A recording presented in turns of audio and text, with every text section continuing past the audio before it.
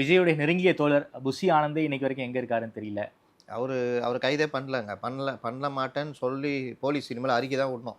தாங்கள் உடனடியாக வெளியே வரவும், தங்களை கைது செய்யும் எண்ணம் இல்லை.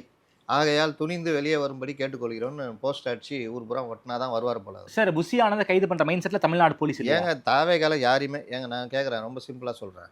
நம்ம போலீஸுக்கு எவ்வளோ பவர் இருக்கு? ஏன் இன்னும் ஆதவ அர்ஜுன கைது பண்ணாம இருக்கீங்க? ஒவ்வொரு விஷயத்துக்கும் நீதிமன்றம் தான் உங்கள கேட்டு தான் பண்ணுவீங்களா? நாங்க தான் உங்களுக்கு சொல்லணுமா? அப்படின்னு நீதிமன்றம் சொல்லி 4 நாள் ஆகுது. இன்னமும் ஆதவ ஏன் கைது பண்ணல? பண்ணல.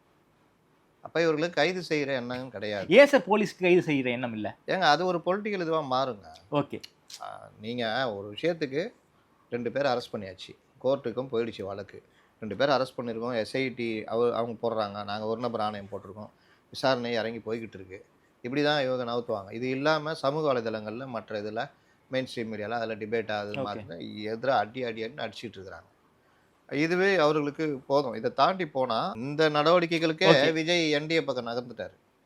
நீங்க கைதுலாம் போனீங்கன்னா சுத்தமா ஐயா வாங்க நீங்க என்ன பேப்பர் வேணா எடுத்துட்டு வாங்க நான் சைன் பண்றேன்ற அளவுக்கு போயிடுவாரு.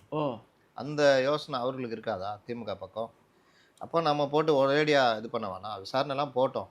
இவ்வளோ தூரம் பண்ணியாச்சு. இனி அடுத்து நகர்வோம்.